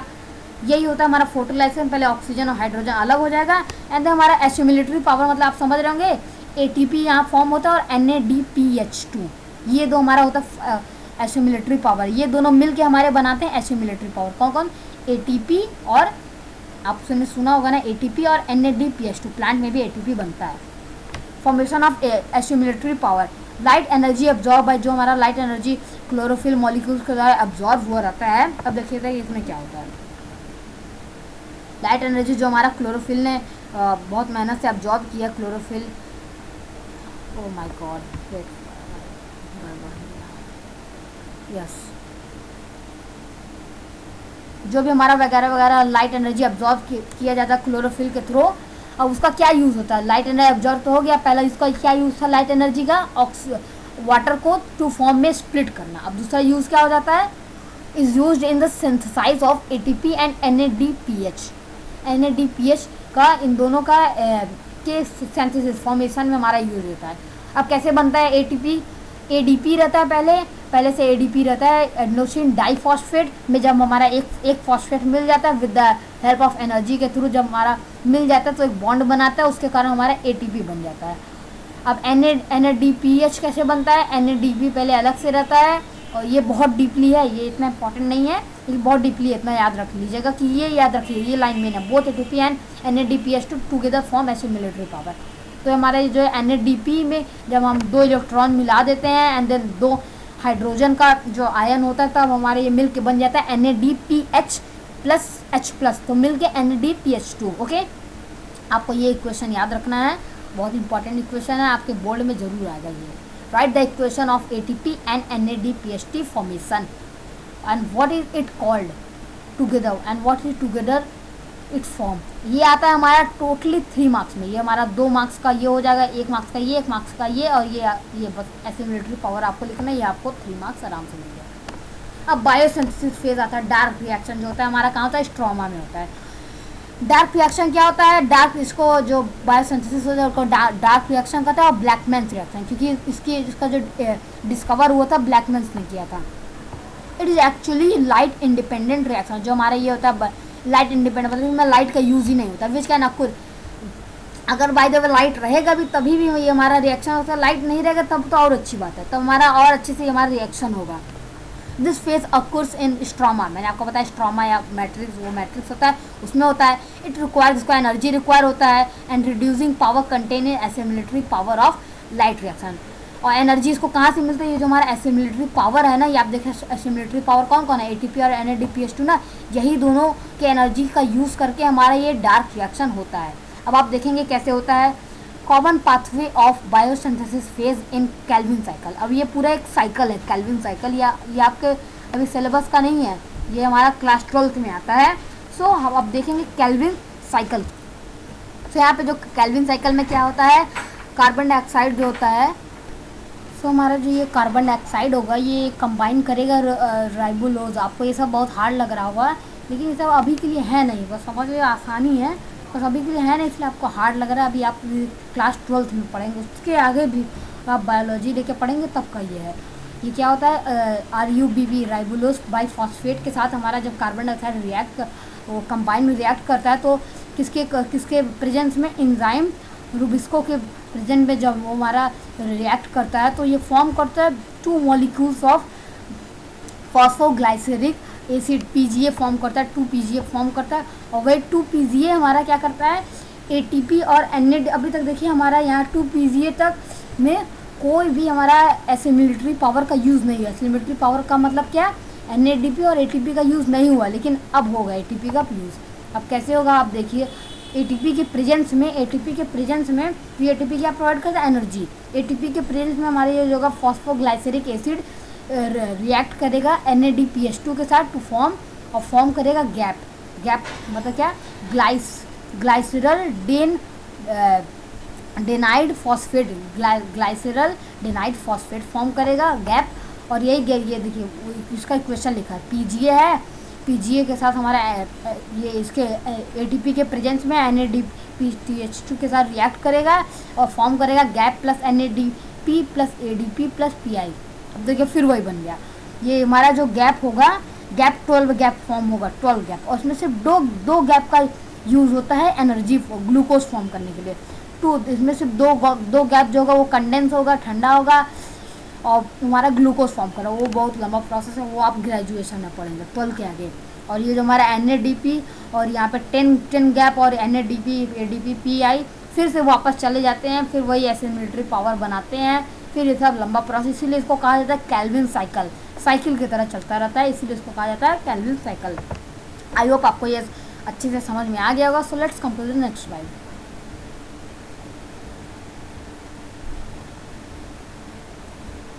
सो अब आता है हमारी कंपनसेशन पॉइंट। क्या होता है कंपनसेशन पॉइंट, ये हमारा कह सकते हैं आप अर्ली मॉर्निंग और इवनिंग का टाइम होता है। अर्ली मॉर्निंग और इवनिंग, जिस समय हमारा लाइट का जो इंटेंसिटी होता है, मतलब धूप जो होता है सनलाइट, वो बहुत लो होता है। क्या होता है इसमें, during evening and early morning when light intensity is low, इस समय क्या होता है, लाइट मतलब कि सूरज की रोशनी बहुत कम आती है प्लांट्स तक, तो उस समय क्या होता है, the rate of photosynthesis utilization of CO2 में just balance respiratory release of the gas. उस समय इसमें क्या होता है, जो हमारा CO2 यूटिलाइजेशन होता है और ऑक्सीजन को रिलीज़ करना, और फिर वो सब हमारा बैलेंस रहता है। और उस समय क्या करता है प्लांट, जानते हैं आप, at this time the leaves neither obtain CO2 को वो ना ऑब्टेन करते हैं, मतलब न CO2 को एब्जॉर्ब करते हैं from outside, nor release the gas, ना ही वो गैस रिलीज करते हैं। सोचिए, ना वो ऑक्सीजन रिलीज करेंगे, ना वो कार्बन डाइऑक्साइड लेंगे। सोचिए उस समय कितना ज़्यादा कार्बन डाइऑक्साइड का अमाउंट बढ़ जाता होगा, इसीलिए बहुत परेशानी होती होगी। The light intensity where in the photosynthesizing organ neither absorb CO2 nor release the same, ना ही वो CO2 को एब्जॉर्ब करता है और ना ही CO2 को वो रिलीज़ करता है, ना ही वो ऑक्सीजन को रिलीज़ करता है। Sorry, it's called compensation point. ये बस आप अगर एग्जाम में आ जाओ 1 मार्क्स में, तो आप यहाँ से लिख सकते हैं, the light intensity where in the photosynthesizing organ neither absorb CO2 nor release the same is called compensation point. Okay, अब हो गया हमारा कंप्लीट ऑटोट्रॉफिक। अब आता है हमारा हेट्रोट्रॉपिक। हेट्रोट्रॉपिक क्या होता है, heterotrophic nutrition with its type हमें बताना है। हेट्रोट्रॉपिक न्यूट्रिशन क्या होता है, it's a type of mode of nutrition in which organisms obtain readymade organic food from outside source. मतलब कि बाहर के सोर्सेस से ऑटोट्रॉपिक प्लांट्स की हेल्प से वो रेडीमेड बने बनाए फूड को ऑब्टेन करते हैं। The organism that depend upon outside sources for obtaining organic food और कॉल्ड हेटरोट्रॉप। जो ऑर्गेनिज्म डिपेंड होता है बाहर के आउटसाइड सोर्स पर, उसे हम हेटरोट्रॉप्स कहते हैं। टाइप्स देखा जाए तो हेटरोट्रॉपिक न्यूट्रिशन का तो 3 टाइप होते हैं, मैं आपको पहले बता चुका हूँ, सेप्रोफाइटिक, पैरासाइटिक, होलोजोइक।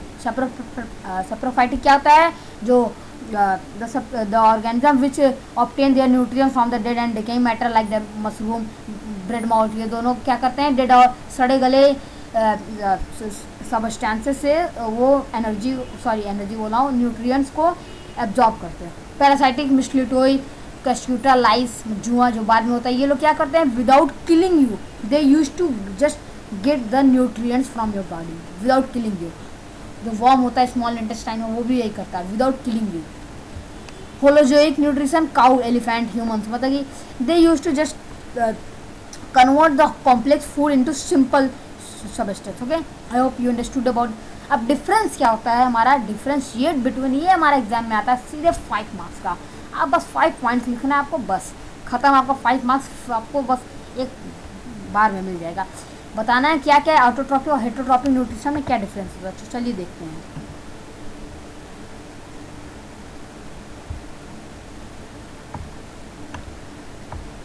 तो क्या है ऑटोट्रॉपिक न्यूट्रिशन। ऑटोट्रॉपिक न्यूट्रिशन क्या होता है, पहले आपको सबसे पहले आपको डिफिनीशन लिखते हैं। आपको डिफिनीशन याद होगा ही, ऑटोट्रॉपिक का, हेटरोट्रॉपिक का। डिफिनीशन पहले लिख दीजिए, पहला पॉइंट बन गया। Organisms prepare their own food by using simpler substances that are available in their surrounding. Organisms obtain their food by digestive organic compound, or you can say that organic food which was obtained by the plant. Plant से वो अपने food को obtain करते हैं। अब इसमें क्या होता है, second point, in this nutrition, आप इसको अलग अलग से भी लिख सकते हैं। They obtain food from the plants, they obtain, ये इसमें हो गया, they obtain food from the environment. आप अलग अलग टाइप से भी लिख सकते हैं। They use to make their own food, they did not make their own food, they depend on the autotrophic, but the autotrophic does not depend on anyone else. ये किसी पे डिपेंड नहीं रहता, ऐसे बना के आप लिख सकते हैं। इन दिस क्या होता है ऑटोट्रॉपिक में, इन this nutrition organism can prepare their own food by the process of photosynthesis का प्रोसेस से बनाता है। लेकिन इसमें हेटरोट्रॉपिक में ये अपने फूड को ऑर्गेनिज्म डिपेंड होता है ऑर्गेनिज्म पे।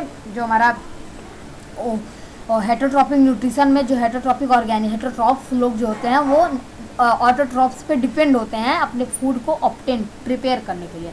लाइक इसमें एग्जांपल में आप देख सकते हैं प्लांट, इसमें animal and some plants also. कुछ प्लांट्स लाइक इंसेक्टिवोरस और कुछ हमारे बैक्टीरियाज भी होते हैं, बहुत कुछ होते हैं। तो अब आते हैं नेक्स्ट स्लाइड पे। आई होप आपको समझ में आ गया होगा। तो अब देखते हैं, अब आता है हमारा नेक्स्ट स्लाइड। इसमें बताना होलोफाइटिक और होलोजोइक के बीच में डिफरेंस। तो क्या होता है हमारा ये होलोफाइटिक और होलोजोइक में डिफरेंस क्या होता है, ये बात आप याद रख लीजिए। ऑटोट्रॉप्स को हम होलोफाइट्स भी कहते हैं, ये मैंने आपको ये पॉइंट नहीं बताया। जो हमारे ऑटोट्रॉप्स होते हैं, ऑटोट्रॉपिक न्यूट्रिशन होता है, उसको हम होलोफाइटिक न्यूट्रिशन के नाम से भी जानते हैं। और होलोजोइक तो हमारा हेटरोट्रॉप्स में आ जाता है, टाइप्स उसका। तो क्या होता है इसमें, क्या होता है होलोफाइटिक में nutrients obtain bye mostly plants by production of their own food through photosynthesis. समझिए हम यहाँ पे जो होलोफाइटिक में लिख रहे हैं सब हमारा ऑटोट्रॉपिक न्यूट्रिशन का पॉइंट है। ये हमारा ह्यूमन के बारे में है। तो इसमें क्या होता है, nutrients obtain bye consumption and processing of food material by organism through several steps. यहाँ पे क्या होता है, न्यूट्रिएंट्स कैसे ऑब्टेन होता है प्लांट्स को, होलोफाइट में वो फोटोसिंथेसिस के थ्रू होता है, लेकिन यहाँ पे कुछ स्टेप के थ्रू होता है। Like that injection, digestion, absorption के थ्रू हमारा एनर्जी ऑब्टेन करते हैं हमारे ह्यूमंस और जितने भी ऑर्गेनिज्म होते हैं, लिविंग एनिमल्स, जितने भी एनिमल्स होते हैं सब इसके थ्रू करते हैं। और इनऑर्गेनिक सोर्स से ये हमारा जो है क्या है होलोफाइटिक जो होता है, होलोफाइटिक में प्लांट जो होते हैं इनऑर्गेनिक सोर्स से अपने फूड को प्रिपेयर करते हैं। लाइक दैट एटमॉस्फेयर से, सॉइल से, इन सब जगहों से कार्बन डाइऑक्साइड को लेते हैं, सनलाइट को एब्जॉर्ब करते हैं। बट इसमें जो होता है हमारा ऑर्गेनिक सोर्स से होता है। लाइक जो हमारा फूड बनता है, प्लांट फूड बनाते हो तो हमारा ऑर्गेनिक सोर्स होगा, ऑर्गेनिक फूड होगा। सनलाइट इसमें रिक्वायर होता है, इसमें सनलाइट नहीं रिक्वायर होगा क्योंकि वो फोटोसिंथेसिस थोड़ी कर रहे हैं इंसान। ये जो हमारा ऑर्गेनिज्म होता है होलोफाइटिक में, वो फूड को प्रोड्यूस करता है ना। लेकिन हमारा ये जो होलोफाइटिक में होता है वो फूड को कंज्यूम करता है, फूड खाता है जाके पेड़ से तोड़ के। ऑर्गेनिजम्स में प्लांट्स आते हैं, लेकिन इसमें ऑर्गेनिज्म लाइक अमीबा इसमें आता है, ह्यूमंस आते हैं, यही सब।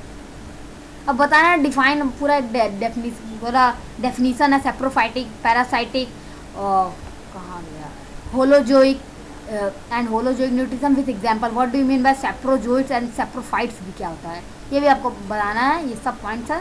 चलिए इसके लिए चलते हैं नेक्स्ट स्लाइड पे।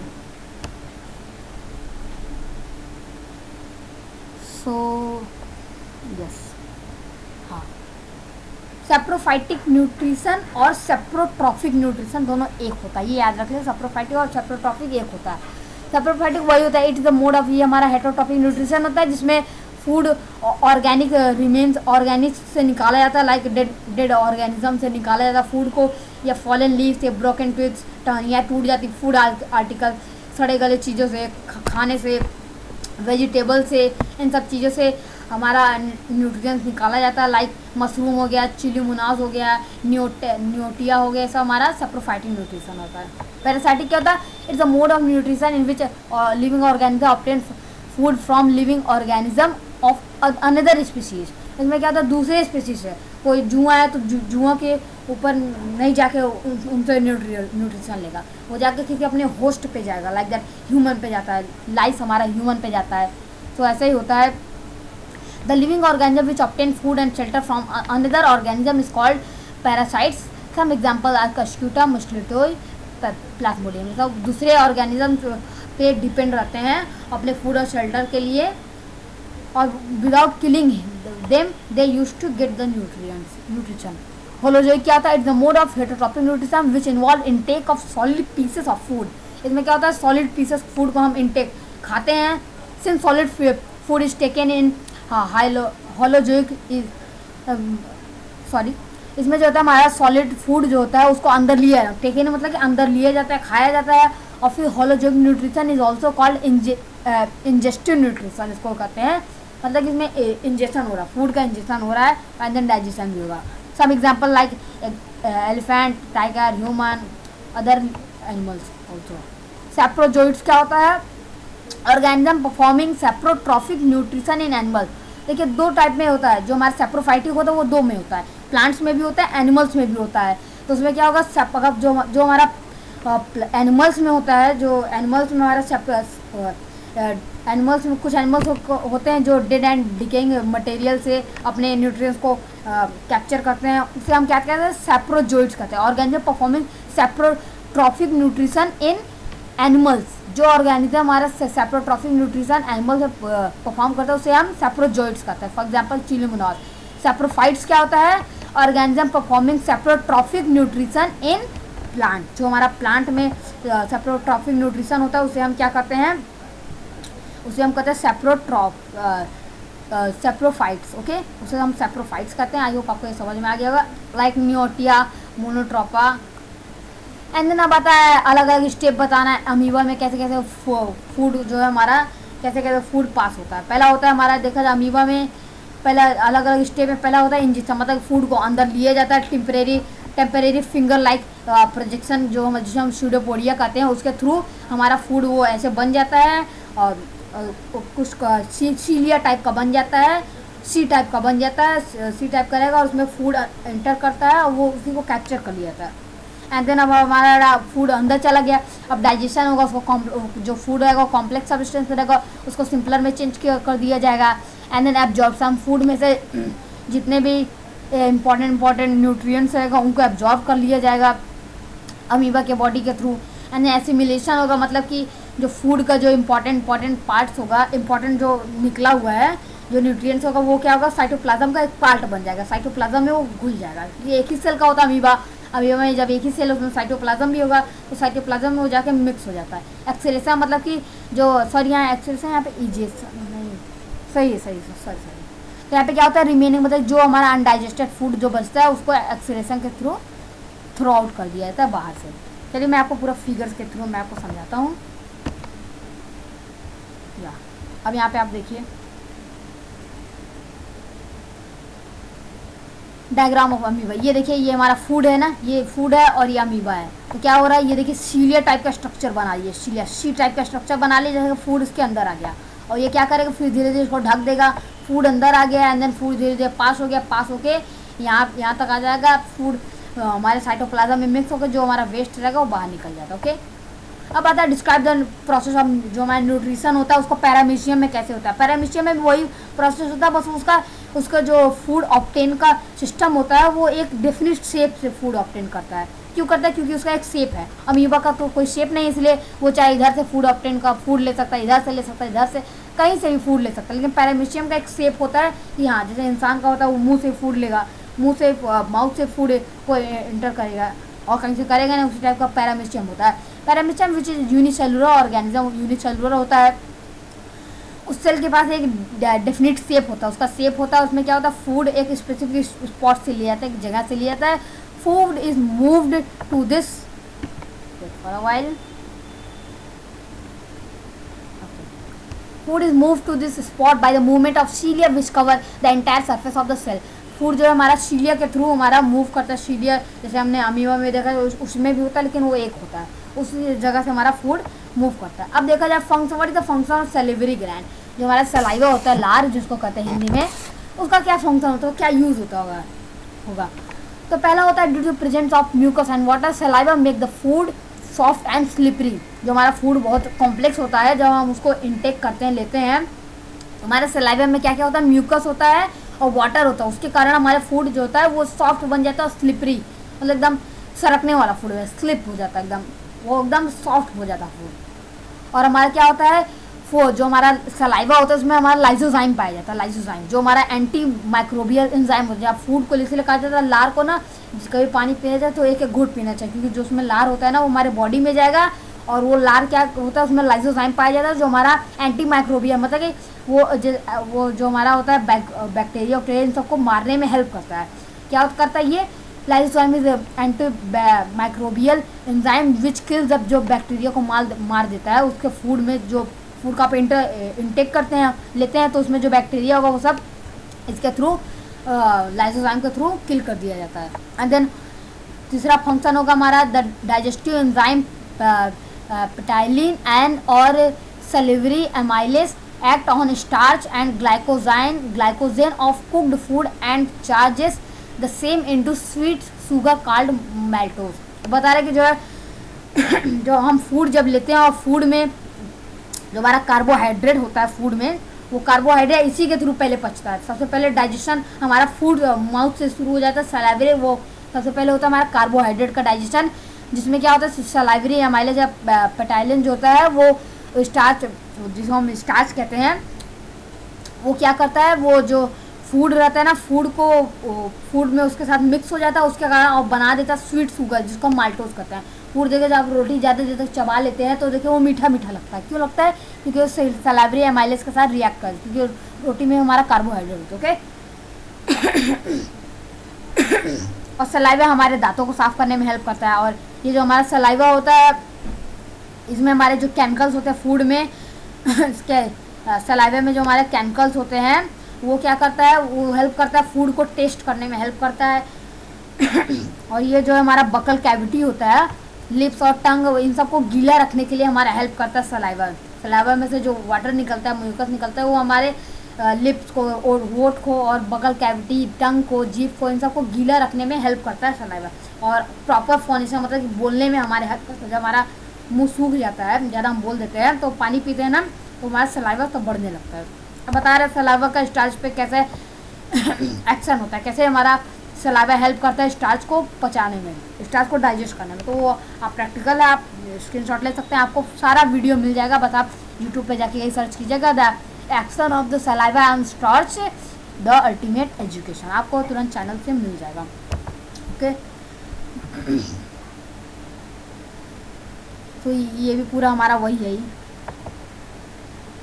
सॉरी ये भी हमारा पूरा एक्टिविटी था। अब यहाँ से आता है हमारा मेन, जो न्यूट्रिशन का पूरा मेन है, सबसे ज़्यादा इम्पोर्टेंस जो इसमें दिया जाता है वो हमारा है एलिमेंट्री कैनाल, पार्ट्स ऑफ जो हमारा ह्यूमन बॉडी में होता है। अलग अब हमें बताया राइट अबाउट द अलग अलग पार्ट्स लिखने human alimentary canal which function के साथ। पहला क्या होता है, हमारा फूड गया एंटर किया माउथ में ना, माउथ में एंटर किया तो क्या हुआ, फूड का क्या हुआ, इंजेक्शन हुआ। फूड को क्या किया जाएगा, उसको इंजेक्शन किया जाएगा अच्छे से, उसको क्या किया जाएगा, उसको कॉम्प्लेक्स रहता है फूड को, उसको अच्छे से क्रश किया जाएगा, फिर उसको छोटे छोटे भाग में उसको बांटा जाता है। अब माउथ में हमारा क्या होता है, बकल और ओरल कैविटी, जिसमें हमारा टंग आता है, टीथ आता है। टंग का काम क्या होता है, टेस्ट करने के लिए फूड को, और फूड को सलाइवा के साथ अच्छे से मिक्स करने में टंग का हेल्प होता है। टीथ का, दांतों का क्या काम होता है, कटिंग, फूड को काटना, चबाना और फूड को क्रश करना है, दांत का काम होता है। और याद रखिए, tongue and teeth are responsible for physical digestion. इसमें हमारा फिजिकल डाइजेशन हो रहा है, क्योंकि इसमें ना कोई केमिकल मिल रहा है, लेकिन जब हमारा ओसोफेगस से होते हुए स्टमक में जाता है, वहाँ हमारा केमिकल होता है, क्योंकि वहाँ हमारा HCl के साथ फूड मिक्स हो जाता है। HCl तो हमारा केमिकल है। And salivary gland, salivary gland का क्या इसका रोल होता है फूड को डाइजेस्ट करने में। इसमें हमारा पेटाइलिन और जो सलाइवरी एमाइलेस होता है, मैंने आपको बताया, ये क्या करता है, स्टार्च का पार्शियल डाइजेशन करता है। ये समझ, स्टार है, स्टार्च में पेटाइलिन या सलाइवरी एमाइलेस जब मिल जाता है, तो इसमें ये जब मिल जाता है तो बन जाता है हमारा माल्टोस प्लस डेक्स्ट्राइन, ये दोनों बन जाता है। ये बहुत इंपॉर्टेंट, आप इसको, इस क्वेश्चन को एकदम, इक्वेशन को अच्छे से आप पढ़ लीजिए। फिर हमारा फूड इंटर करता है ओसोफेगस में, वहाँ पे कोई डाइजेशन नहीं होता है, इससे बस एक काम होता है, फूड का सेंड करना स्टमक तक, और उस मूवमेंट को कहते हैं पेरिस्टालिसिस मूवमेंट। एंड देन यहाँ स्टोमेटा नहीं होगा, यहाँ पे स्टमक होगा, यहाँ पे करेक्शन कर लीजिएगा, यहाँ पे स्टमक होगा। एंड देन जब हमारा फूड स्टमक में आ जाता है तो क्या होता है, जो हमारा गैस्ट्रिक ग्लैंड होता है स्टमक का, क्या उसको क्या कहते हैं, HCl हो गया, म्यूकस हो गया, पेप्सिन हो गया, ये सब, रेनिन हो गया, लाइपेज हो गया, ये सब हमारे गैस्ट्रिक ग्लैंड होते हैं, जो गैस्ट्रिक जूस जिसको कहते हैं, वो हमारे स्टमक में पाया जाता है। और उसका क्या क्या रोल होता है वो सब हम देखने वाले हैं नेक्स्ट स्लाइड में। ये देखिए, गैस्ट्रिक जूस में कितने सारे जूस होते हैं, देखिए कितने सारे जूस होते हैं, या द 5 गैस्ट्रिक जूस कंटेन। पहला हमारा HCl, mucus, pepsin, gastric, lipase और रेनिन, ये सब आप अच्छे से समझ जाएंगे जब मैं आपको बताऊंगा। लेकिन देखिए, जो हमारा पेप्सिन और रेनिन होता है, जो इनएक्टिव स्टेट में होता है, जो जब शुरू में हमारा फूड इंटर करता है स्टमक में, तो पेप्सिन और रेनिन का उस समय कोई यूज़ नहीं होता, क्योंकि वो फालतू है। क्यों फालतू है वो अभी आप आगे जानेंगे। वो हमारा इनएक्टिव स्टेट में होता है। क्यों फालतू, क्योंकि वो इनएक्टिव स्टेट में होगा। एक्टिव जब रहेगा ही नहीं तो हमारे फूड के साथ कुछ करेगा ही नहीं। जब फूड के साथ रिएक्शन नहीं करेगा तो कैसे फूड हमारा डाइजेस्ट होगा। तो उसके लिए अब इसको एक्टिव बनाना पड़ेगा। एक्टिव कौन बनाता है, हमारा HCl। अब इसका एक फंक्शन है। तो हमारा इनएक्टिव फॉर्म में किसमें होता है, पेप्सिनोजेन और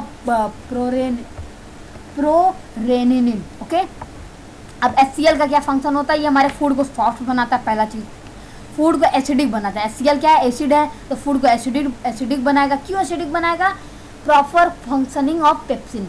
पेप्सिन अब तक हमारा क्या था, पेप्सिन हमारा इनएक्टिव स्टेट में था, एक्टिव में नहीं था। जब हमारा इनएक्टिव स्टेट में पेप्सिन था तो पेप्सिन हमसे कहा, HCl भाई से कहा कि जो भाई आप हमें, जब तक हमें फूड को आप एसिडिक नहीं बनाएंगे तब तक हम उसके साथ कुछ कर नहीं सकते हैं फूड के साथ। तो क्या किया वो, तो जो हमारा HCl हेल्प किया पेप्सिन की उसको किसमें एसिडिक बनाने के लिए, यही हो गया इसका वर्क। और ये जो होता है हमारा HCl का ये भी एक वर्क होता है, जो हमारा सलाइवरी एमाइलेस होता है, जो हमारे फूड में, जो हमारा फूड पचा था उसमें माउथ में, उसके एक्शन को स्टॉप करता है। जो सलाइवरी एमाइलेस का जो बहुत ज़्यादा उसका होता है ना, क्योंकि हम वो क्रश करते हैं मुँह माउथ में, तो उसके साथ जितना सलाइवरी मिल जाता है उन सब का एक्शन जो वर्क होता है उनको रोक देता है। जम्स को मारने के लिए होता है। भाई HCl है, इतना खतरनाक होता है, वो जम्स को भी मारने के लिए होता है और फूड को डिसइंफेक्ट करता है। और जो होता है मैंने आपको बता ही दिया, पेप्सिनोजेन और प्रोरेनिन जो हमारा इनएक्टिव स्टेट में होता है उसको एक्टिव में चेंज कर देता है, जिसको हम पेप्सिन और रेनिन कहते हैं, उसमें चेंज कर देता है। पेप्सिन का क्या वर्क होता है, पेप्सिन को चेंज करना बहुत इंपॉर्टेंट है। अगर HCl नहीं रहेगा तो पेप्सिन में नहीं चेंज होगा। पेप्सिन नहीं रहेगा तो हमारा प्रोटीन नहीं बनेगा। प्रोटीन नहीं बनेगा तो हमारा बॉडी नहीं बिल्ड हो पाएगा। ये देखिए, ये कितना बढ़िया रिलेशनशिप है। पेप्सिन का क्या काम, major enzyme of gastric juice which function in acidic medium में। जो हमारा पेप्सिन होता है ये एसिडिक मीडियम में वर्क करता है, जो हमारा HCl से एसिडिक बनाता है। तो हाइड्रोलाइसिस प्रोटीन जो होता है क्या करता है, जो प्रोटीन होता है उसको हाइड्रोलाइसिस कर देता है, मतलब कि छोटे छोटे फ्रेगमेंट्स में, टुकड़ों में चेंज कर देता है, जिसको हम प्रोटियोसिस और पेप्टॉन्स कहते हैं। देखिए प्रोटीन है उसमें पेप्सिन मिला तो पेप्टॉन्स और प्रोटियोसिस में चेंज हो गया। और ये जो हमारा गैस्ट्रिक लाइपेज और रेनिन होता है ये एडल्ट ह्यूमन में नहीं होता है। क्यों नहीं होता है, क्योंकि ये सिर्फ बच्चों में होता है। इन्फेंट जो तुरंत पैदा होता है। देखिए आपको ये पता होगा कि जब बड़े लोग होते हैं जब जब वो दूध पीते हैं ज़्यादा, तो मिल्क जब वो ज़्यादा ईट करते हैं तो उस समय क्या होता है उनको, तो उनका पेट खराब हो जाता है ना, क्योंकि वो अच्छे से डाइजेस्ट नहीं हो पाता मिल्क। क्यों नहीं हो पाता? क्योंकि उनके में ये जो हमारा लाइपेस और रेनिन होता है, ये दोनों गैस्ट्रिक जूस एब्सेंट होता है, वो हमारा इन्फेंट होता है, एक्टिव नहीं रहता है, और वो एक्टिव होता भी नहीं, उसे बच्चों में होता है। इसलिए बच्चों को आप देखते होंगे जितना भी दूध पी लेते हैं उनका पेट नहीं खराब होता जल्दी। ये हमारा मेन रीज़न होता है, इसलिए ये हमारा बच्चों में ज़्यादा एक्टिव होता है। So let's come to the next slide. Video बहुत लंबा बन गया है, ये तो मैं जानता हूँ, लेकिन बहुत इंपॉर्टेंट मैंने पूरा डीपली बताया है। अब उसका म्यूकस का क्या वर्क होता है, देखिए HCl कितना डेंजरस होता है ना, तो वो तो जो स्टमक के जो वॉल होता है उसको तो डेंजर कर सकता है, ख़राब कर सकता है। तो उसी ख़राब होने के डर से म्यूकस आया, और म्यूकस ने हेल्प किया स्टमक के इनर लाइनिंग को HCl और पेप्सिन के से बचाने के लिए। अगर वही HCl हमारा एक बूंद भी अगर HCl को आपके बॉडी पे गिरा दें तो आपको बॉडी सीधे उसका वहाँ पे जल जाता है आपका बॉडी। सोचिए हमारे स्टमक के साथ क्या हुआ। इसलिए हमारा म्यूकस हेल्प करता है उसके HCl और पेप्सिन के एक्शन को स्टमक को ख़राब करने से बचाने के लिए। ठीक, हमारा फूड कहाँ गया? स्टमक में जो हमारा प्रोसेस होना तो हो गया, हमारा फूड चला गया स्मॉल इंटेस्टाइन में। स्मॉल इंटेस्टाइन में क्या होता है? जो ह्यूमंस में स्मॉल इंटेस्टाइन होता है 6.20 मीटर का होता है, 9 फीट में लेंथ होता है, उसका 9 फीट का होता है ह्यूमंस में स्मॉल इंटेस्टाइन। और स्मॉल इंटेस्टाइन में पहले हमारा लीवर से आता है एक जूस आता है। लीवर से आता है क्या, कौन सा जूस आता है? बाइल जूस आता है। बाइल जूस का देखिए, बाइल जूस ही ऐसा, हमारा जो फैट होता है, फैट कहीं भी नहीं डाइजेस्ट होता, ना माउथ में ना स्टमक में भी नहीं होता। हमारा फैट जो था एट लास्ट आके हमारा स्मॉल इंटेस्टाइन में डाइजेस्ट होता है। इसीलिए फैट बहुत ज़्यादा डेंजरस होता है, इसलिए फैट को ज़्यादा खाना भी नहीं चाहिए, कि बहुत मुश्किलों से डाइजेस्ट होता है, हमारा पेट खराब कर देता है। तो क्या होता है, फैट में जब हमारा बाइल जूस मिल जाता है जो हमारा लीवर से आता है, वो क्या करता है, बाइल जूस फैट को स्मॉल ग्लोब्यूल्स में, क्योंकि फैट तो बहुत ज़्यादा कॉम्प्लेक्स होता है, इसलिए उसको कोई डाइजेस्ट ही नहीं कर पाता। इसलिए हमारा लीवर जब उसको डाइजेस्ट करता है तो वो छोटे छोटे टुकड़ों में बांट देता है, जिस प्रोसेस को हम इमल्सिफिकेशन करते हैं। एंड देन पैंक्रियास से हमारा पैंक्रियाटिक जूस निकलता है, जिसमें 3 जूस है, एमाइलेज, ट्रिप्सिन और लाइपेस। एमाइलेज का क्या वर्क होता है? ये स्टार्च जो हमारा माउथ में जो बन गया था माल्टो और डेक्स्ट्राइन, अब उस डेक्स्ट्राइन को चेंज कर देना हमारा किसमें? ग्लूकोज में। जो देखिए जो हमें एनर्जी मिलती है ग्लूकोज से मिलता है, और ग्लूकोज किससे बनता है? स्टार्च। और स्टार्च किस में मिलता है? हमारे जो कार्बोहाइड्रेट वाली चीज़ होती है, रोटी हो गया राइस हो गया, इन सब से हमें वो मिलता है, स्टार्च मिलता है। तो वो स्टार्च फिर हमारा एमाइलेज के एक्शन से वो हमारा चेंज हो जाएगा माल्टोज, एंड वो माल्टोज हमारा ग्लूकोज में चेंज हो जाता है। ओके, स्टार्च में यही होता है। प्रोटीन का क्या होता है? जो हमारा प्रोटीन पे पहले मैंने आपको बताया कि जो पेप्सिन ने हेल्प किया था प्रोटीन की, उसको क्या करने के लिए? उसको डाइजेस्ट करने के लिए। उसका क्या किया पेप्सिन ने प्रोटीन का? उसको छोटे छोटे ग्लोब्यूल्स में चेंज कर दिया। अब ये जो हमारा होगा ट्रिप्सिन क्या करेगा? उसको पूरा एकदम अच्छे से डाइजेस्ट कर देगा और बना देगा एमिनो एसिड, जिसका बहुत ज़्यादा इंपॉर्टेंस होता है बॉडी को बिल्ड करने में। एंड देन ये जो हमारा फैट होता है, लास्ट बचा ना क्या? Pancreatic lipase. ये देखिए पैंक्रियाटिक लाइपेस। अब इसका क्या यूज़ होता है? फैट हमारा जो यहाँ पे हुआ था, देखिए जो लीवर से बाइल जूस है वो स्मॉल ग्लोब्यूल्स में चेंज कर दिया था। वही जो स्मॉल ग्लोब्यूल्स होता है फैट का, अब वो हमारे पैंक्रियाटिक लाइपेस की हेल्प से फैटी एसिड में चेंज हो जाता है। वो फैटी एसिड में चेंज है, वही फैटी एसिड ग्लिसरॉल में चेंज हो जाता है, जो हमारे बॉडी के लिए एनर्जी प्रोवाइड करता है। अब जो होता है, जो हमारा फूड तो सब डाइजेस्ट हो गया ना, अब उसको हमारे पहुंचाना है माइटोकॉन्ड्रिया तक। वो पहुंचाने का काम कौन करता है?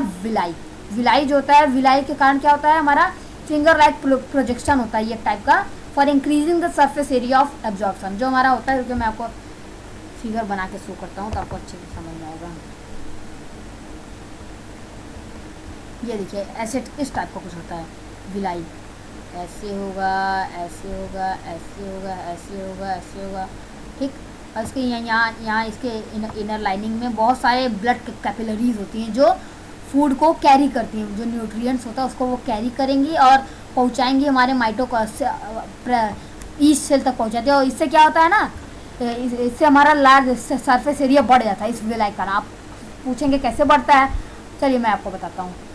समझिए फूड यहाँ से आया ना, सॉरी, ओके, फूड यहाँ से हमारा इंटर किया तो क्या होगा? जब फूड इंटर करेगा यहाँ से तो यहाँ पे आएगा, अगर ये हमारा वो ना होता है, ऐसे विलाई ऐसे इस टाइप का ना होता है स्ट्रक्चर कर्व, तो हमारा फूड आता डायरेक्ट ऐसे चला जाता है ना स्मॉल इंटेस्टाइन में, तो वो अच्छे से एब्जॉर्ब नहीं कर पाता ब्लड कैपिलरीज, इसलिए ऐसे बनाया गया। ये हमारा धीरे धीरे से फूड आता है, फिर ऐसे ऐसे आता है, बहुत ज़्यादा टाइम उसमें लगता है, इसलिए जितने हमारे ब्लड कैपिलरीज होते हैं अच्छे से उसको एब्जॉर्ब कर लेते हैं फूड को। ओके, आई होप आपको ये समझ में आ गया होगा। यही होता है इसका काम एब्जॉर्प्शन के लिए। तो let's come to the next slide. अब स्मॉल इंटेस्टाइन में 3 पार्ट होता है, ड्यूडेनम, जेजुनम और इलियम। ये इतना इंपॉर्टेंट नहीं है, बस याद रखिए। और लार्ज इंटेस्टाइन हमारा 1.5 मीटर का होता है, से 1.8 मीटर तक का हो सकता है। Wait for a while. Okay, तो हमारे जो लार्ज इंटेस्टाइन होता है इसमें कैकम होता है, ये भी 3 पार्ट में डिवाइड है। कैकम होता है, कॉलन होता है, रेक्टम होता है। कैकम का क्या वर्क होता है, ये जो भी हमारा फूड अब धीरे धीरे स्मॉल इंटेस्टाइन में जो हमारा डाइजेस्ट होगा, तो हमारा किसमें आ गया, लार्ज इंटेस्टाइन में। लार्ज इंटेस्टाइन में जो हमारा फूड होता है उसमें जितना भी वाटर होता है, सॉल्ट होता है, वो सब किसके द्वारा, वाटर नहीं, जितने फ्लूइड होता है, सॉल्ट होता है, ये सब कैकम के द्वारा एब्जॉर्ब कर लिया जाता है। एंड देन वो फूड आता है कॉलन में, जहाँ पे वाटर को एब्जॉर्ब कर लिया जाता है अनडाइजेस्ट फूड से। एंड देन होता है रेक्टम में। रेक्टम में हमारा वो टेम्परेरी स्टोरेज है, थोड़ी देर के लिए जो हमारा फेस होता है, अनवांटेड वेस्ट होता है, वो सब स्टोर रहता है। एनस के थ्रू वो एजेशन के प्रोसेस के थ्रू वो थ्रो कर दिया जाता है। ये हमारा है differentiate between pepsin and trypsin. आप अच्छे से पढ़ लीजिएगा, जो मैंने पढ़ा है। पेप्सिन का जो होता है, पहले सबसे पहला काम जो कैसे कैसे कहाँ पाया जाता है। पेप्सिन पहले हमारा प्रोटीन को ग्लोब्यूल्स में चेंज करता है, ट्रिप्सिन उसको पूरा चेंज करके एमिनो एसिड में बना देता है। यही सब हमारा बस डिफिनीसन है। सो हमारा चैप्टर कंप्लीट हो गया है। सॉरी, चैप्टर बोल रहा हूँ, एक पार्ट इसका कंप्लीट हुआ है। कितना लंबा पार्ट होगा ये तो आपको वीडियो देख के पता लग गया होगा। सो आज के लिए बस इतना ही काफ़ी है। एंड देन जो अभी इसका जो यहाँ पे लिखा भी, मैं आपको नेक्स्ट पेज पे ले चलता हूँ। ये बस ये हमारा 3 है, और ये जो हमारा पहले वाला है ये 2, ये 5 हमारा है इसका डिफ्रेंशिएट बिटवीन। ओके, ये सब आप अच्छे से पढ़ लीजिएगा। तो आज के लिए बस इतना काफ़ी है। अगले वीडियो में मैं आपके सामने मिलूँगा रेस्पिरेशन चैप्टर के साथ। Okay, so for that take care and bye bye.